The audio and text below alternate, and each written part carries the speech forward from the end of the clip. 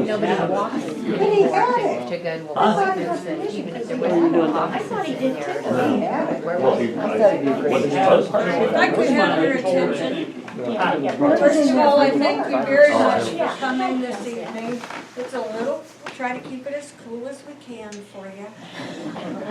If you are a person who picks up the Grove City Community Magazine, you would have seen that one of the featured articles in the most recent edition does feature Bashlin Industries, and we're really fortunate that we have them in Grove City. Oh, bear with me, we have a couple more coming in. There's a couple seats right here, Lois, if you'd like one of these. Oh, good, okay. Thank you.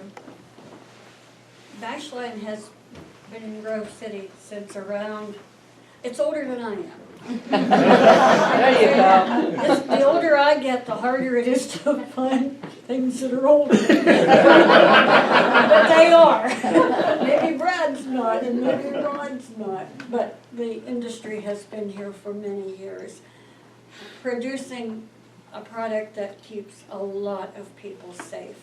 And that's what these two men are going to tell you about this evening. So I bring to you Brad McGill and his sidekick over here, Rod Paul with the coffee. Yeah.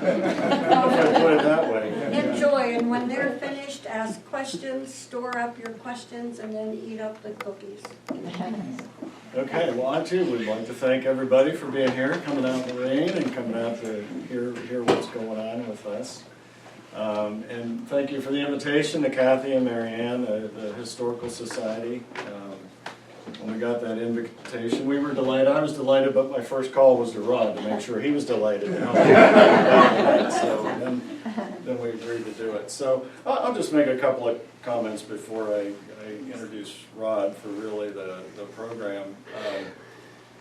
From the article, or just in general, you know, Bashlin has been around since 1926, and again, Rod's going to get into a lot of that. We're a fourth generation privately owned business. So Bob Shell is the fourth generation in the family, and Bob is a majority owner and still active in the business.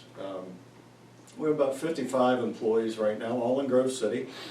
So our physical locations might be familiar to you. We have an office and warehouse just a couple blocks from here, across from Northwest Bank, or across from McNichol Bonner's office on that corner. And then our manufacturing's out on East Pine Street, across the tracks. As you cross the tracks on East Pine on the right-hand side, there's two buildings back in that same property where we do our manufacturing. As you alluded to, we're a manufacturer of tools, tools for power utility linemen, cable TV workers, folks that climb wood structures or work out of bucket trucks, aerial lifts that serve the utility and primarily cable TV industry. So that's kind of our little business niche. In addition to that, we distribute other tools that we don't make, hard hats, some hand tools, you know, those things that kind of round out the tool set that a utility lineman needs to do his job. But about 85% of what we sell we make here, and the other 15% we buy and distribute from other folks. I started with a company, I guess in 1979, I want to say, in high school. So Bob Shell and I went to high school together. We were friends. He got me a job in his family's business. So, you know, I did summers in high school and really all through college. And then left for about 10 years, had to get out of Grove City, and then of course, like many people, right, migrated back in 1995. So we kept in touch, and at that time Rod was with the company too, and they needed, you know, somebody in a technical capacity, and I've been here ever since. So I've been there about 26 years.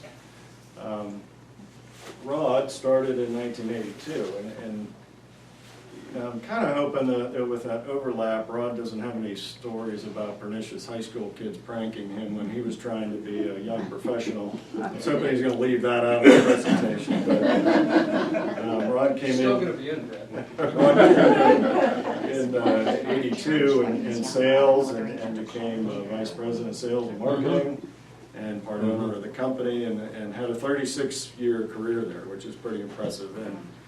And it was really a large part of the growth and success through that whole period. Now, he decided to retire in 2018. Good for him.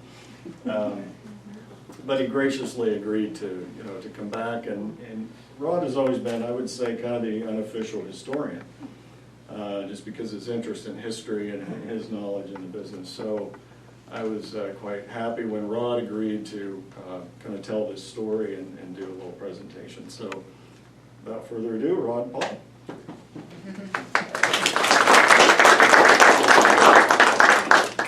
I am still going to tell the story. How about you? Anyways, there's a lot of really familiar faces here, and Kathy, is that? Marianne, I'm sorry. Said to hold the questions. I prefer that you ask the questions while we go through, because there may be something that you'll add here that I might not even know about. Okay. Let's face it, I'm gonna tell you the story based from my standpoint and things that I know, but I know some of you here know a lot of things. And anything you'd like to add, we'd be more than appreciated.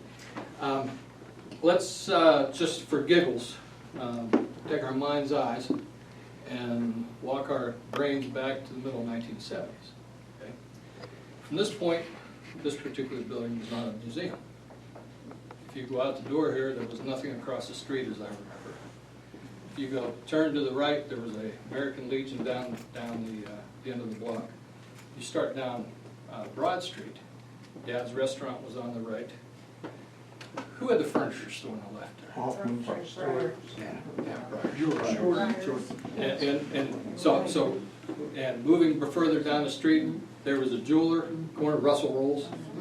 On the corner, you had James Way and, J.C. Penney. You move a little bit further down the street, you get to DeFrance's drugstore, which anytime you wanted to know what was really going on in town, you went to come. You go a little further down the street, and there's, well, you remember what was there? Riverside Market was in the lot. Across the railroad track was a Dodge garage. And starting, if you'd have taken a left at Pine Street, you'd have walked up the street, and that was the Bashlin building on the left, wasn't it? Right? The hospital. The hospital was on the left. And the right-hand side was the W.M. Bashlin Company. And if you looked in there, you'd see a bunch of belts hanging on the wall, right? If you go up there right now, a lot of those other things are gone. Those belts are still hanging on the wall. The interesting thing about it is that for 90% of the population of town, the only thing you knew Bashlin for was that if you had a piece of luggage that broke and you wanted to go in and get it fixed. Because we were Bashlin Leather.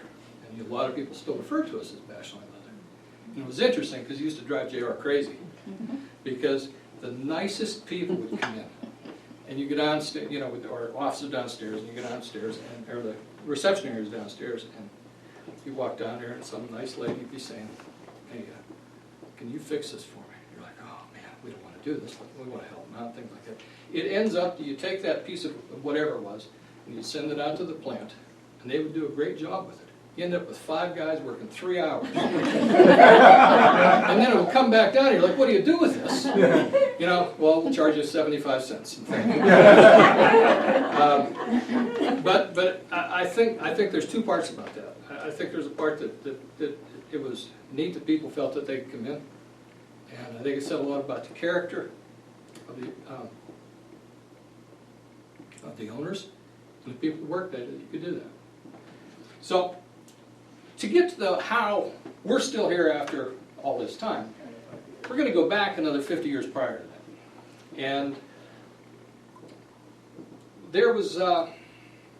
Bashlin. The original W.M. Bashlin was a business owner and inventor. He had a manufacturing plant in Warren, Pennsylvania. And if you do a quick Google search of W.M. Bashlin, what you're going to find is he had patents in 1903 for a valve, 1907 for a self-closing valve, 1907 for a telephone transmitter diaphragm. That's the only one of these I've ever seen. There's somewhere down in the building there's a little plastic diaphragm. You know how the horn will come out and you speak into it? He came up with the idea of putting a diaphragm on there. Now I'm not sure what it was for, but I'm sure it had a very good reason. He had a check valve, and in 1924 he had a concrete building blocks. He had a patent for that. Now, I'm not sure, all these patents obviously run out, but he was obviously a very intelligent guy and he was into manufacturing. used to winter in DeLand, Florida. Do I have that right? And boy, I'm glad she's here. She's gonna used to winter in DeLand, Florida. And one time when he was in DeLand, Florida, in the middle 1920s. And you have to understand what was going on in the country in the 1920s. Electricity was a new deal. And we were just starting to build the lines, and this was all, I mean, this was as new as the internet's been for the last 20 years. I'm sorry, I'm showing my age here. I shouldn't. Anyway, you know what I'm saying. So he was in DeLand, Florida, and he happened to run across a group of linemen. And he started talking to them. And these guys were complaining about their equipment. They said, oh man, this stuff's terrible. He said, it's just terrible. And he came up with the idea, he says, well, I think I can fix that. And his basic concept was that you can be more productive if you're, and safer, if you're comfortable, if you like the product, and particularly if you're comfortable and you like the product, and if it's a well-made product. And that was basically what he said. And this is what this was the philosophy that he started the company with. And I got to read a couple little things here. Now this is from a catalog that was actually from 1953, but I love this line. And he's talking about linemen. And you understand this was in the middle of labor fights and all kinds of things in the 20s. And in the 30s, what was happening? You had a Great Depression. And people were scrambling to get jobs. And he used the phrase, linemen are neither horses nor mules. A lineman's body belt has always been associated with harness leather, which echoes strength. We are the first to consider a tool belt working with comfort, combined with safety first, lightweight, and strength. And that phrase and that basic concept was at the heart of the company at the beginning, and actually it continues today. And it's simple, it's basic, and that's really what we're all about. Mr. Bashlin had a daughter by the name of Lucille. So Lucille was with him in DeLand, Florida, obviously. They used to go down in winter. And she ran into a guy by the name of Al Shell. Now, Al Shell was a construction guy. He built buildings, and he was a concrete construction guy. Well, obviously, they fell in love, and they were married, and they were living happily in Florida until the Great Depression. And when the Depression happened, they came north because her dad had a decent business for him to work on. It was a utility business, a utility-based business, and the utilities were still going. And that was how the Shell family got in with the Bashlins, and that's the association right there. Now, somebody's going to say, what's the difference between the Bashlines and Bashlins? Anyone want to take a guess with that? Yeah, I know. Why? Because they're cousins. Yeah, there's a... Go ahead. O and William were brothers. Okay. Why did William drop the E? Because the sign wasn't long enough to include the E. I don't know. No. This isn't a good. Because at that time, all the Bashlines were doctors and DOs in town. And William was just some scrappy inventor. Okay. So I get it. the families kind of split up, and William came back and dropped the E and became Bashlin. That makes as much sense. I figured you just didn't like him. I kind of too, but yeah, that's what happened. This was the first catalog, first brochure that I've seen. Actually, and I'll get into it a little more. There used to be more things around, but I'm going to pass this stuff around. Some of it's pretty old, but it might be kind of interesting. Just take a look. What I really liked, and what they did at the time, was the verbiage that they used, which was very colorful and quite different. You just pass them around as you would. Anyway, so this is where we are in the middle 30s. And we're making linemen's equipment, and this is a catalog that was actually done in the middle 30s. He and they and the company came up with a lot of unique designs. The interesting thing about them is a lot of the designs that they had are actually carrying through to this very day. A climber, and this is basically as Brad said, we love linemen. And basically what that amounts to is all the tools that it takes for a guy to get to the pole, climb to the pole, do his work, and come back down.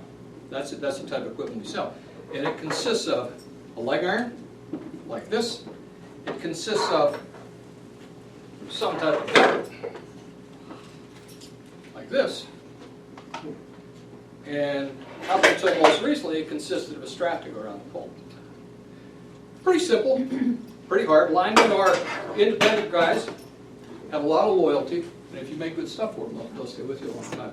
We were very, very fortunate. The guys that got involved in the business this time, they did very well. And they did a good, great basis for the continuation of the company. The Second World War came along. Yes? How many patents does your company hold? Current patents, I think we have 3 or It's 4. a handful, like 3 or 4. 3 or 4 current patents. Interestingly enough, like I said, the patents that we held in the 30s, yeah, and a lot of them lapsed. But the interesting thing is basically everybody's still making the belts the same way we did. He came up with the idea of, and it's not going to seem very, what's the right word? Dramatic at this point for this type of group. Basically, he came up with a design so that this D-ring slid back and forth, which doesn't sound like much, but when a guy is working on a pole, and it's like being in a confined space at an altitude. There's only so much room to move, and that little bit of movement gave the guy a lot more freedom to work, and it was a big deal at the time. A lot of the belts that were used at that time were actually more similar to this one. And this is a belt that was manufactured during the Second World War, and there was this was used by the military, and because there's a date on this, 1944. This is the minimum thing that they could make, and it's because they didn't have any materials to make things with. In fact, a lot of the times, I'm surprised that you could actually have any leather to make this stuff with. But this would have been used by the Signal Corps at that time. You don't need help.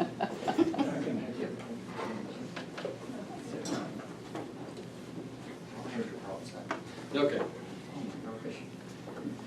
Second World War brought a lot of changes for everybody. The company continued to prosper. We did a lot of business with the military at the time and the U.S. government. It was the first time that, since all the men went away, we had women in the shop. And that was quite a challenge, quite a change for a lot of the guys who were working there. And in fact, and you can correct me if I'm correct on this one too, but the statement was after the war, there was going to be no more women in the shop. To the point that we actually didn't have any women's bathrooms in the plant until the mid-90s. And you have to. I mean, it's a reflection of the times. But anyways, but we do now. We do now. Don Elliott. You mentioned, Brad mentioned I'm here for 38 years as a company. Don Elliott worked for Bashlin for 47. And I saw, and the reason I have to mention is I just didn't mention for a couple of reasons. I can't say that I took his job because he was so much better than me. But I was fortunate enough that I got a chance to learn from him and things like that. But I noticed that on the outside, there were things about the cadet program during the Second World War. And I don't know if anybody's ever heard this story, but according to Don, there was some time when he was flying by in a bomber, because he flew B-24s from Europe. And supposedly, according to what he said, he came down Main Street at a very little altitude and broke a bunch of windows. I don't know about that. Another of the Bashlin employees that I know of that spent time in the Second War, in the war, is a guy named Joe Matthews. I don't know if you ever know, if you've heard of him. Joe Matthews is a Grove City native, and he worked at Bashlin, was in the Seabees during the Second World War, and he went to the Seabees all across the Pacific, came back and decided he didn't want to stay in Grove City anymore. He ended up going to Texas, and he built himself a little business. We sold to him. They were our biggest distributor and very good friends for a long, long time. But he went, and what he ended up being at the end of the day was he became the national commander of the American Legion, which is a pretty big deal. Yeah. He used to come in and spend time with JR, and they would converse about the pros.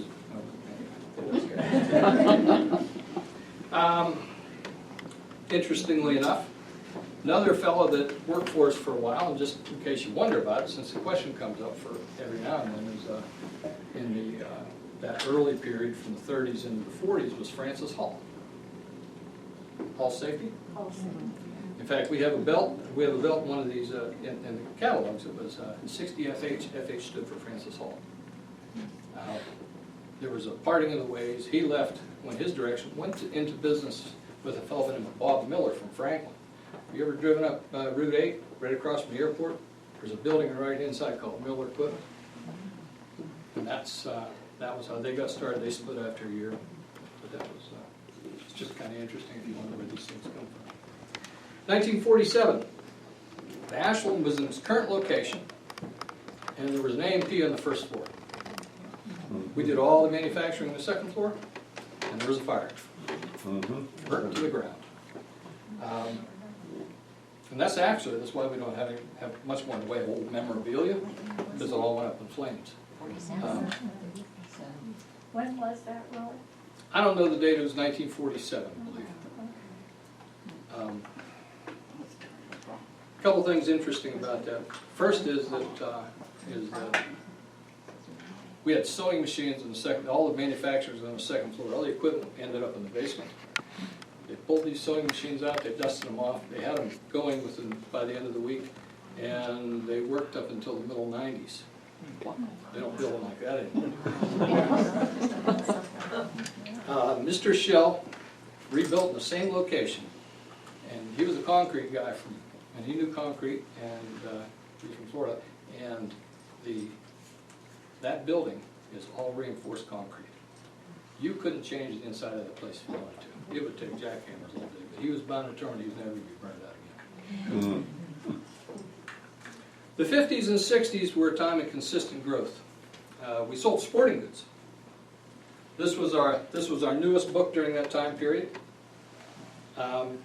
We had letters from Mr. A.J. Shell Sr. that went out, and these things, which were just flyers, but it's just kind of interesting. So we got into sporting goods for a while. It didn't last very long, it didn't work very well, but it was something that we were doing because we could do it with the same materials. This is a scale. I'm not sure exactly. It must be a scale for mail scale.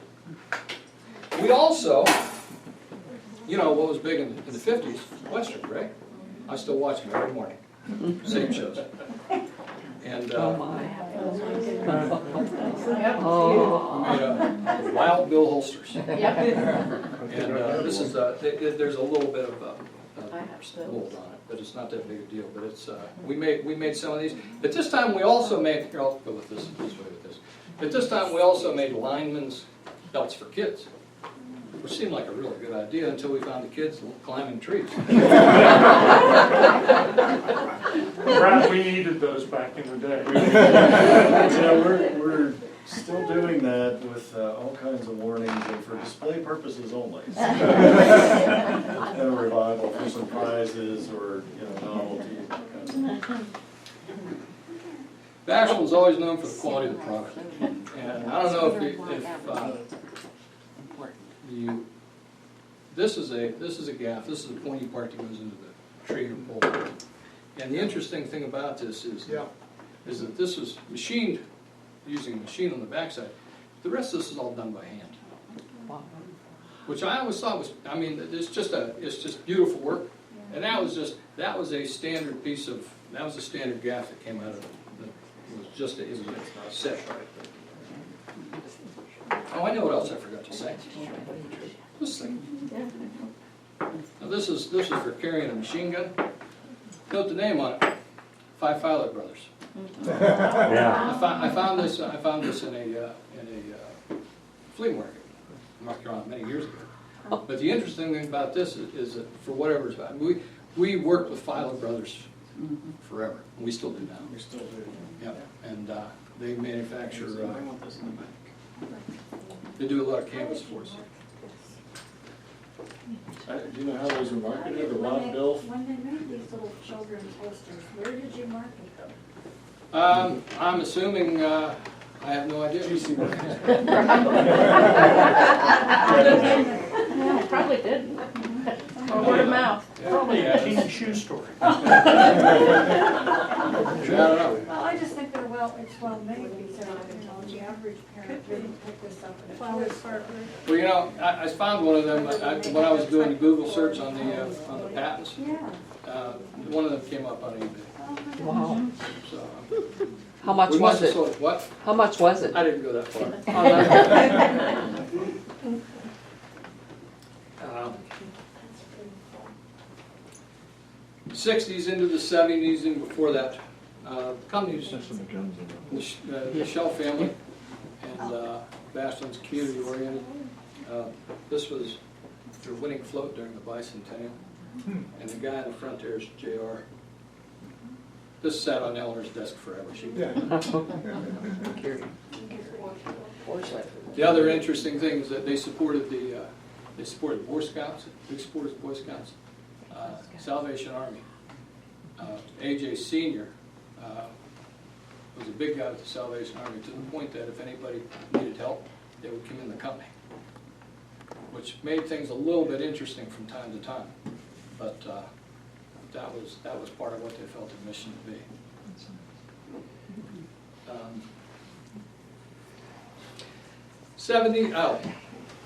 In 1970, we built the manufacturing plant, the leather plant, moved it out on Pine Street. We also moved the metal shop out to Main Street, right by the Perkins. And we were there for many years until 1987. It was an old car dealership, and we used that property for that. At that time, Jack Curry had a camera studio down on the first floor. Business was good. A lot of it was driven by the cable TV growth, build out. And it's funny, you talk about lead times right now, and that's a big deal. If you want to get anything, it's hard to get. In that late 70s and early 80s, our lead times on products were over a year. Somebody wanted to buy something from us, they had to wait a year to get it. How is it with your supplies now? You'd have to speak to that. Yeah, we try to stock a lot of things, so it's usually stocked 3-4 weeks, something like that. And we still do a lot of custom work. I mean, probably more than we should, but it's just still part of that kind of service orientation that we can't get away from, and there's value in that, but it's frustrating sometimes, but still do a lot of it. Part of doing the right thing. Late 70s, a lot of the World War II guys retired, and you hated to see them go. They actually set the culture, did a lot about setting the culture that allowed the business to prosper for the next 40 to 50 years, 40 years plus. I have to tell you, when I started in 1982, a couple things happened. First thing, I sat and talked to Mr. Shell, and Mr. Shell said to me, he said, I got to tell you what's going on with business right now. I'm not sure how much longer we're going to be in business. And this is when we had year lead times. But he was looking at the market, and basically what was going on is that there were people were going away from climbing, and they were doing more with bucket trucks and things like that. Long term, didn't think it was going to work out. Well, it lasted 38 years for me, and it's continuing right now. So I think, fortunately, he was wrong about that part of it. But in 1983, there was also when I started, there were a couple guys running around the office that were summer help. They were summer help too. What these guys would do is that they would start in the morning. Nobody knew exactly what they did. But they were always busy. They were always busy, and from time to time there was a guy that worked in the back that packed things, and firecrackers ended up on his table. He did some things to some other people, and the interesting thing about that is that those two guys were the next two presidents of the company. So who knows? You see these things like kids nowadays, you never know where they're going to go. There's hope for everybody. There's hope for everybody. Another thing we get into was in the 1980s was weightlifting belts, which is this is a product line we keep trying to kill, and it doesn't work. Yeah, I know, it's really, it's just funny. There's a lot of history in this. Long story short, a guy from Boston, Massachusetts, we started getting into weight belts ourselves, and we failed miserably. And there was a fellow from Boston, Massachusetts, by the name of Steve Cardillo, who had a vision and a plan, and he was a weightlifter bodybuilder, and he was tight with a bunch of the Hulk Hogan and some of these guys on the world, the rest of the wrestlers. And so he came and said, hey, can you make me custom belts? So we made belts, we hand-cut belts that said Hulk Hogan on them, and Macho Man, and all these other guys from that time. In fact, and every time one of these guys was on TV, we'd have to make another belt, which was kind of irritating. Lou Ferrigno, you remember the Incredible Hulk? He's on Johnny Carson one night. They call us like a week before and say, you know, Lou's on Johnny Carson. Can we make a belt for Johnny Carson? Which we did. But it was, I mean, it's kind of fun, but we didn't really do that well with the products until social media, the advent of social media, and Steve's done very well with that, and we're still making them now. In the late 80s, we actually got involved with Reebok. Remember the pump shoes? Mm-hmm. We had a pump belt. That fit miserably. You know, by the way, we got sued on it too. So I mean, it was a lose-lose situation. Just the trying to kill it. But it's pretty good business right now. Yeah, now it's good, but it's kind of fascinating. We make, in addition to the things we make for power utilities, we make products for other markets. OEM business. This is actually a harness that's been tested. We do a lot of testing, or destructive testing. But this is a rappel seat that's used in fire and rescue, and we make these for a company out of Valencia. It used to be out of Valencia, in North Hills, Pittsburgh, called Rock and Rescue. We've had a long-standing relationship with them, and we do work with several different people and things like that. We make straps for Warner Ladder. We're still making them? Didn't change in 2 years. And in fact, when Werner came to market with their first fiberglass ladder in the early 60s, we were one of the first people to try and sell it because we had good contacts with utilities. We had a really good relationship with Werner for a long time for that. Let's see here. In the 1990s and 2000s, the company's benefited from the standpoint of build-outs, cable TV, the data, and everything like it, and a rapid expansion in building in the country. Been very successful. Late in just before the millennium, we had probably our highest number of employees, about 75, and but we've held pretty consistent in the 50 to 75 range during the time period. Probably the biggest challenge we have, there's a couple challenges as a manufacturer. The challenges have to do with liability and risk. We work with a customer base that does two things. They're either height or electric. Neither one of them will hurt you very badly.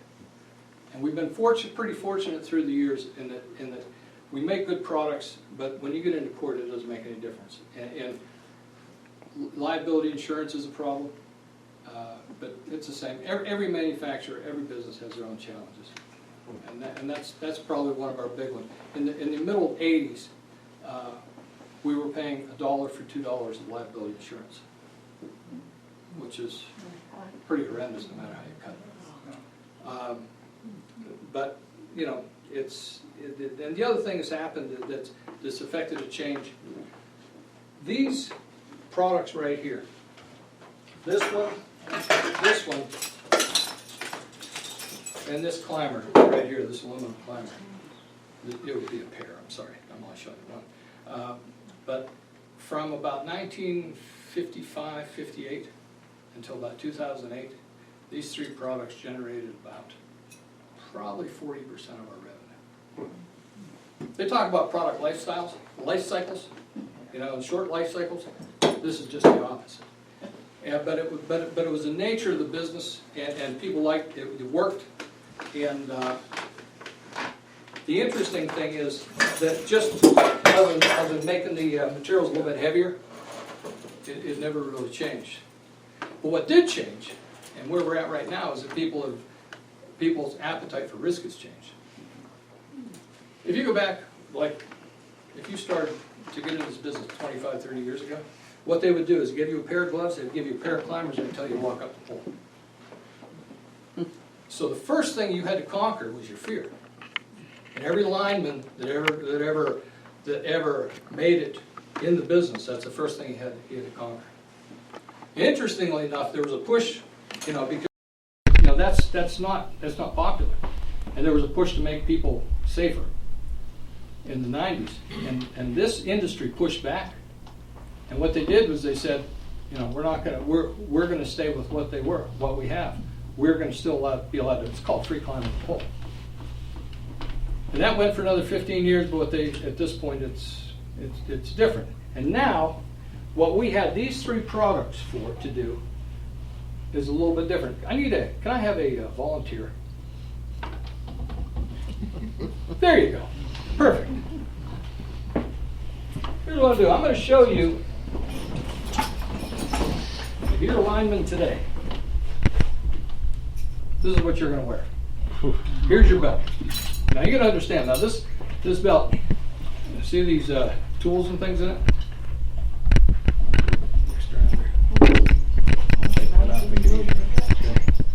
We'll leave the hammer out. So put that belt on. We'll start with that.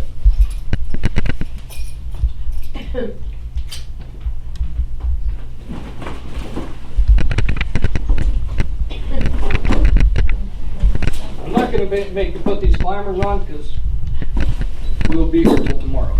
Just so you put these leg irons on, one for each leg. How much do they weigh? The pair is about 6 pounds. Pair. Okay? So you put those on. Now we're going to put this thing on you. Now what this is going to keep you from falling off the pole. Alright? Just like this. So what happened before this if you cut out on the pole? You fall. Or you ride it down and get splintered. Actually, there's a school of thought that said you push away from the pole. Yep. Take it out, hold that. So what this is a device. Pole goes right there. So you can grab that handle and grab this handle. And this is a lanyard. It goes there, and every time you come to something that you need to climb over, you use that. Oh, wait a minute, I forgot. Pants are falling down. These are all your tools. We're gonna put these on.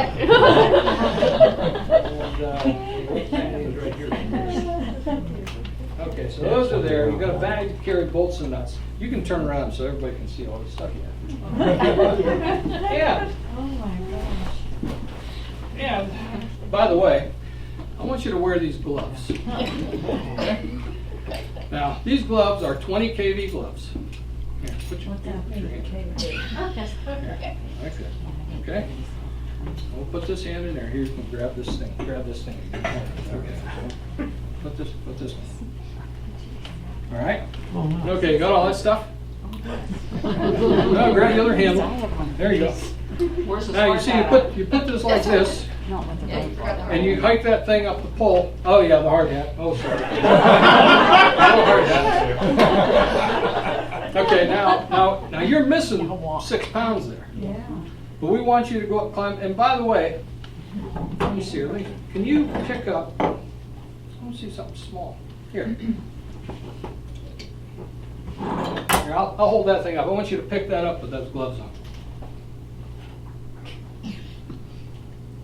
How's that feel? Not good. It's awkward. This is what a lineman wears. The old time lineman, I'm gonna have this. And I got this.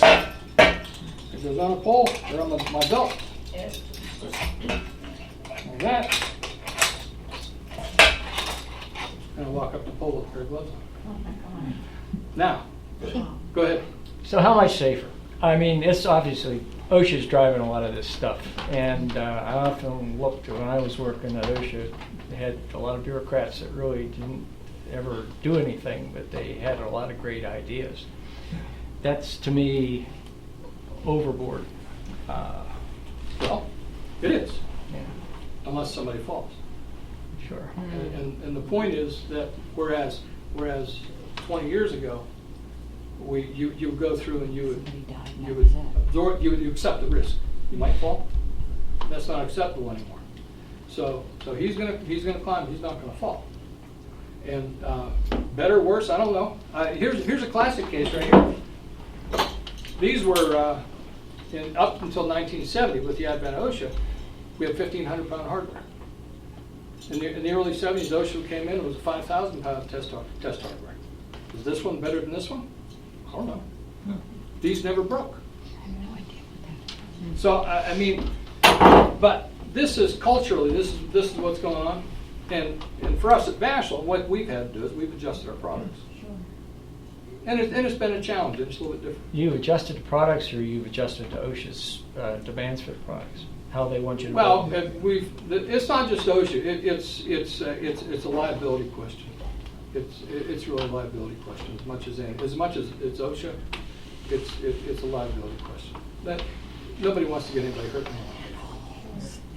But anyway, we digress. We can get in. We can get down. I don't want to go down a rabbit hole. The bottom line is we've been here since 1926. We've been very happy with our relationship with people in Grove City. Alvin Shell, in addition to a lot of other things that he did, he was on the board of directors for the hospital. When the osteopaths merged with the medical doctors. Pretty good deal. That was When did your fella get to take a rest? Why? You look good there. You know what we're going to give you for this? A free T-shirt. I don't know if I've hit everything. I'm kind of running out of stuff. Anybody have any questions? Yes, please. Are there a lot of companies that make this? Two other primary suppliers in the country. It's a very small. Is it really? Yeah. Because I was wondering how small, because this is a small company. Yeah. How they were competing. I figured there was large companies that were pumping this stuff out. We probably have in the neighborhood of 30-35% market share. Really? Nationwide. Good. We sell internationally. It's like, You must pump some stuff out then. what? You must pump some material. You guys do. Yeah. You know, I Yeah, did. I would say the climbing up the wood stuff is really about three people in the U.S. that do that. Now, there's some other products we didn't really get to do with, fall protection, body harnesses, and things like that. Right, because isn't that what the there's 50 people in the U.S. that make that stuff. the Honeywell plant up in? Right. So what we try to do is we service that business with our utility customer. And we don't go after the construction and all the other markets where they're, selling them for 60% of the price and just trying to do a boatload. So what we try to do is stay in that power utility, cable TV segment and give them everything we can produce and kind of compete that way. So it's fair. Okay, that's surprising. And I got we've been blessed with a very, very, very good group of guys in the shop. Girls. And girls, I'm sorry. You had to put the restroom in for you. Yeah, we're probably 40%. I mean, it's kind of 40-60, I'd say. Females to males, yeah. I have a feeling that from what you're saying, that you're probably very good to your employees too. And that speaks well for what Mr. Shell wanted to do. It's a great place to work. And just as an aside for that, I was a peddler. I was a guy on the road, right? And I would go out and I would do my deal. And what do salesmen do? We don't care what it has to be done to get to make it. We don't give a fat rat. We're just trying to get the order. What's the delivery time? 2 weeks? And then you call the plant and say, hey, can you guys do this? And I got to tell you, 99 times out of 100, these guys did it. They're just a great bunch of guys, and that's the heart of the business right there. It truly is the heart of the business. Somebody else can ask something. I had two questions. One, where do you source your leather? Where does it come from? Second, are you moving more to synthetics, the nylons and that thing, getting away from leather now?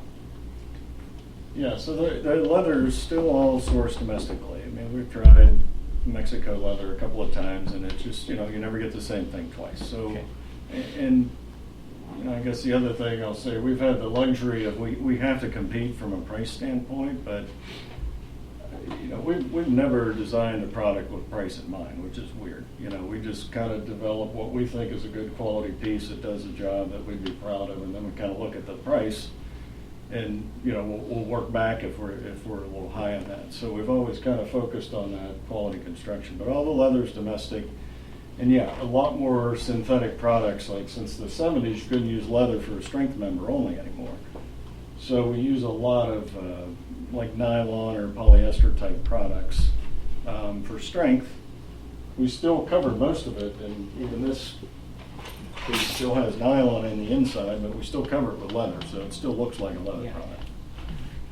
But yeah, we're incorporating a lot more in the padding, to lighten up the weight. You saw the size of that belt you were wearing, so to kind of lighten that up a little bit, we've used some foam synthetic products, but it still has that kind of leather belt look to it. I have a camera strap that needs to be repaired. $50.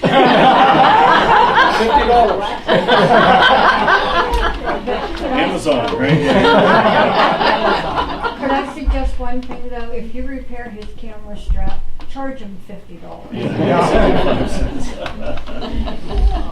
Do you still manufacture, you still cast your own climbers?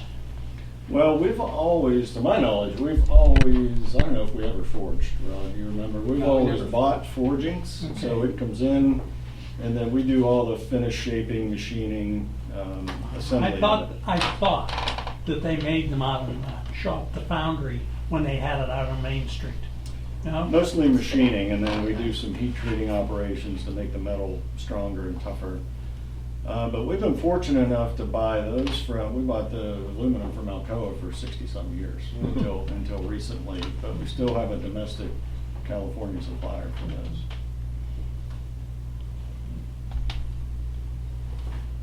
What technologies are you looking at in the future, and how do you think that's going to affect the growth of your company? I mean, we have to continue to innovate because we have other competitors who are doing the same thing. So, we just need to kind of, and we've still been focused on making it either more lightweight or more comfortable and easier to use. So still focusing on those things for those workers. There's only so much you can do for this type. This is a very basic product. What these products are for is when you can't get the bucket truck to it. This and you need a man to climb and pull that. That's really what it's for. But there are technical innovations to keep make sure the guy's tied off in a bucket. There's people developing products for that, for electronic warnings, those kind of things. But it's mostly focused on more protection. I don't say idiot-proof, but more preventing somebody from making a mistake. Because, when somebody makes a mistake, that's when bad things happen.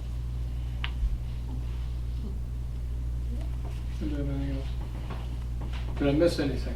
Is there anything you want to add here, Stacy? No, you guys did a wonderful job. Do you want to add anything? So where's that little 1926 brochure, the little white one? And one thing that Ron said, I mean, that culture continued through 4 generations, and not all businesses make it to 4 generations, first of all. And then to kind of carry that culture through, just working as we did, most of our careers has always been quite a blessing. So I did want to say that. and I can't find it on here, but I'm looking Which one are you looking for? Well, I'm looking for the words we use: comfort, safety, quality. On here, comfort, safety, quality, and we have a little neon sign in our showroom. It's probably from the 50s. That neon sign, right, with those same words. And when we, redid our website recently with a new logo and new colors and all that kind of stuff, we still have those words flashing on there: quality, safety, comfort. And I think we added service, but. So we've tried to keep some continuity from the new to the old, over the 90+ years as well. So I think that's something we're kind of proud of. Well, it's all about it at the end of the day. There was a, I forgot to show you. You ever look at a whole piece of hot leather before? You need some help with that. See, I threw these things down there while looking at it. It's terrible. We use different types of leather for different parts of the belt. And we get all side. Here, grab it. I don't know if you ever saw this. This is a whole half a cow. And the back. This is the back. That's where all the best part is. The belly. It's like everybody's belly. That's where the bad stuff is. And there's brands. There's a brand on this one. There it is. There it is right there. Oh, there's the brand. And it's one of the first things that has to be done with the leather when it comes in. They lay it out and they find all the bad stuff, cut it out. But the interesting thing about it is you buy leather by the pound. So you buy the whole thing whether you use it or not. And this is a light leather that would be used in a cushion. This is quite a heavy piece of leather. Well, what did that come from? What's that? Is that a cow Yeah, too? these are all cow. Yeah. Well, how do they get there's evidently a processing to make them thin and light like that? Yeah, Shave them, okay. And then sometimes we'll cut them into pieces and thin them even further. Okay. Yeah.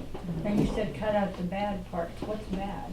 Well, in this one, you see there's a big hole right there, or that brand on the back side. There's, if it's wrinkled real badly, it's maybe a place you can't use it. And now we cut small parts out too, so we do use as much of it as we can. But something that's this wide and 4 foot long, you need the best part of the hide for. And the interesting thing about it is that giving tours there for 25, 30 years, and you walk through, everybody says, "What do you do with all the scrap leather?" That's nice. Yeah, what do you do with the scrap leather? And I said, well, most of it gets landfilled. And to which they always say, I'm going to go home. I think I can do something with that. 30 years, nobody ever called me back. Well, miraculously, there we go. We found. So you just need to talk to somebody We other than found the leather guy because of the internet, right? So we found the leather guy out in Minnesota. It's taking all the It's scrap. buying certain scrap he'll buy. It's like 50 cents a pound. He pays a freight, and we're happy to get rid of. Let him use as much as we can. So how long that might last, who knows? But see that? Yeah. Wrong again. Just your question. This is you 4th generations with Bob. Is there a 5th? there is a 5th. He's a pretty young boy right now. I mean, are we going to continue with He's the 11, family? so we'll have to see how that plays out. Yeah. Undetermined at this point. Brian, Yes. do you actually do strength testing on the products in-house? We do some, yeah. So we do a couple things. We have some test equipment on our own. So we have a big tower that we can drop things with weights and make sure they don't break. Or we have a SATEC machine. It's Instron, but a machine that was made at what used to be SATEC, just for pulling things apart. Yeah. And then we use a third-party laboratory to test a lot of our things, so they are kind of certified by an independent party. So we do a little bit of all that. What does a pound of leather cost? It's like, it depends on the weight. I mean, it's anywhere from $3 to $9. Depends on the type of leather. And how do you measure it? A yard? A cow? Square foot. Square foot. By the square foot.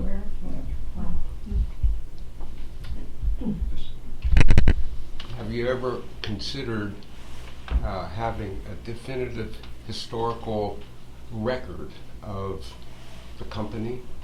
The catalogs and things are historic records, but have you ever considered having some type of publication made that documents this industry from its inception to its present situation?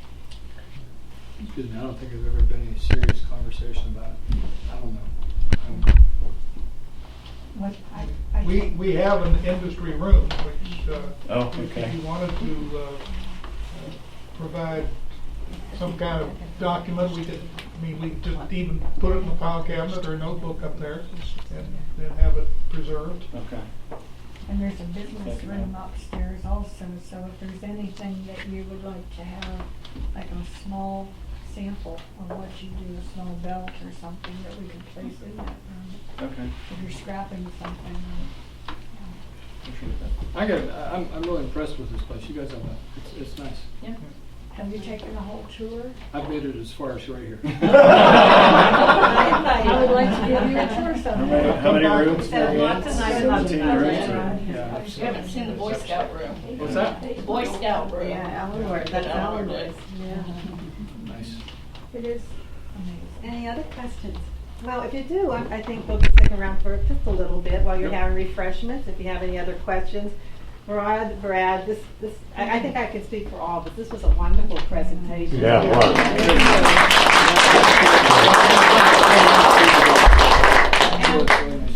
And I also want to just, I see a lot of new faces. I spoke to you when you came in. Some of you, it's the first time, I think, in our building. And so I welcome you to, if you'd like to tour the building, we have a number of volunteers sitting around here that I think that'd be happy to show you around. We're a nonprofit. We exist just on volunteers. No one's paid. We keep our doors open through membership dues, which are very minimal, and donations. So we are happy to present these programs to all of you. And at no cost, of course. We'd like to get the community in here and see and be in our building. But we do have a donation box out there that would be happy to have you draw something in on your way out. And also newsletters. Please take one of our newsletters on your way out. And it'll tell you a little bit about our society and our museum. We have 3 floors of wonderful exhibits here that anybody that comes in, knowing this used to be the old Travelers Hotel, can't imagine all the history that's within this building now. Would love to share it with you. So, if you want to help yourself to punch, cookies, talking to Rod and Brad, and thank you for coming. Thank you. How are you, Doctor? Thanks for your help. How are you doing?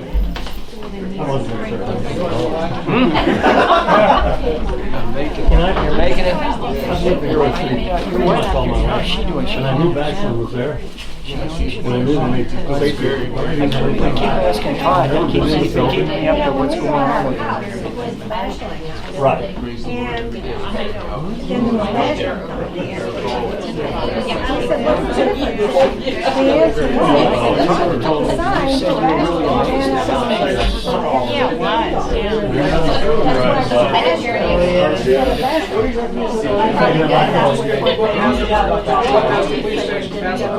Yeah. I always heard that they didn't.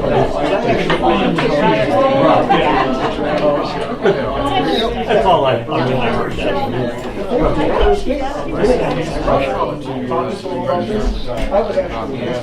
Well, this is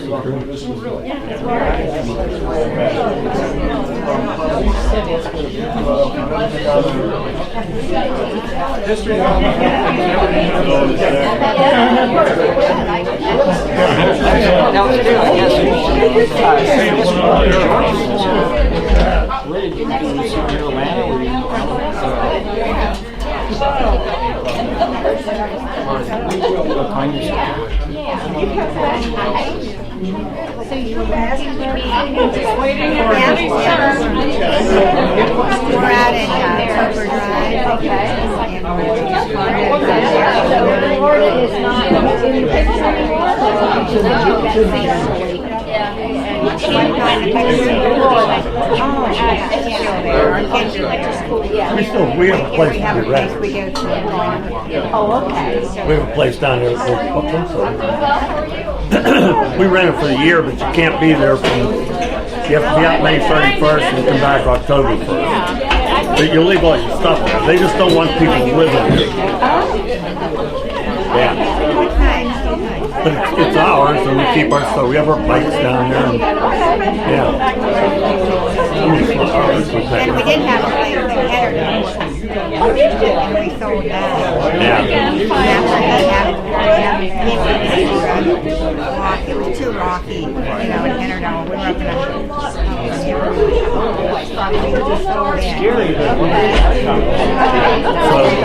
So now we don't own anything but cars. No, I think we're all right. We're eventually probably going to buy a house again. Eventually, yeah. But I got to get this thing straight. Yeah.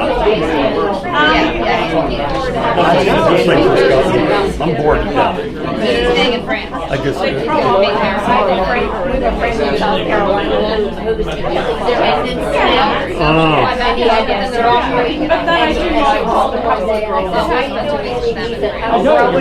Really well. We get up and we move around, but I can't. He had. Well, he couldn't walk. Right. And he said, he was killing him.